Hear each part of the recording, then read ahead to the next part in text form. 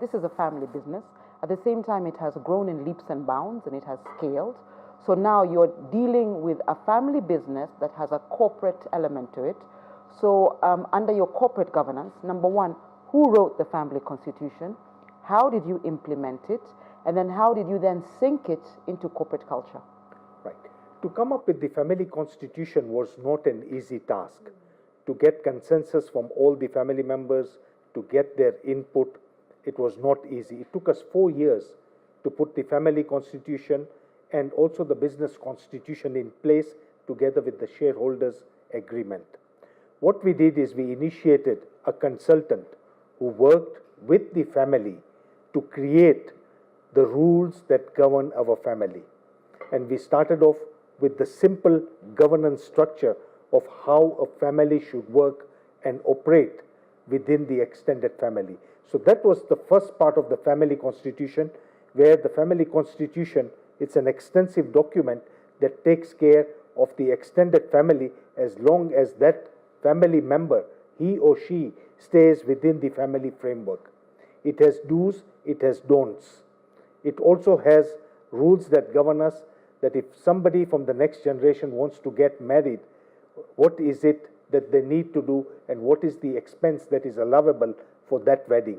As you know, weddings can be as lavish from $10,000 to $1 million. I'm just giving you a simple example. Coming from an Indian background, we also have an issue because a lot of our traditional forefathers and the elder side of the family is all vegetarian. And of course, God-fearing people. Religion comes into play. And when we look at the next gen, yes, religion plays only a small part within them. And of course, the non-veg culture kicks in.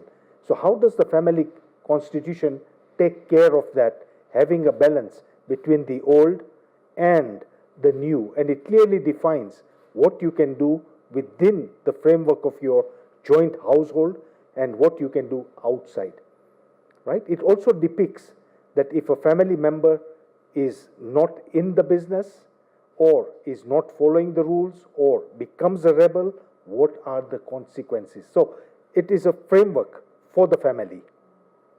The second framework is for board governance, and it's a simple format whereby all the family board directors have all signed to a framework which we came together with the consultant. We had lots of meetings, lots of deliberations, and we all agreed that this will be the framework and the family board governance structure that will guide how our family business will continue and grow. What is it that we need to do and we don't need to do? What are the remuneration structures?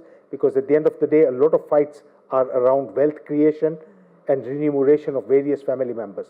And that board constitution also says that if the next generation wants to come into the family business, it's not that they come on a golden plate. It doesn't happen that way. They have to start from the bottom. They have to do something called a family MBA. And a family MBA is a structured program where the next generation, if it's my daughter or my brother's daughter or my daughter's son who wants to come into the family business, whenever they turn 23, 24 from school, how do they come? They start right at the bottom. They have a rotation system of all our group companies. And once they've done that, we look at the skill sets, and then that is what determines ultimately where that family member will be fitted into the business. So that is the second piece that governs our family, so that it's absolutely crystal clear, no quarrels, no issues at all. And then the third is the shareholders agreement, which clearly defines that we have all this group of companies that we run. We are 9 family board members, and what is it that each family unit, depending on the number of years that they've put into the organization. It also caters for the next gen. It also caters for passing on my shares or whatever I have created to the next of my kin in that family business structure. So once you have all this framework in place, any extended family or a family living together can successfully carry on with that business, and not only carry on, I promise you, you'll grow by leaps and bounds by just having a structured way of doing things.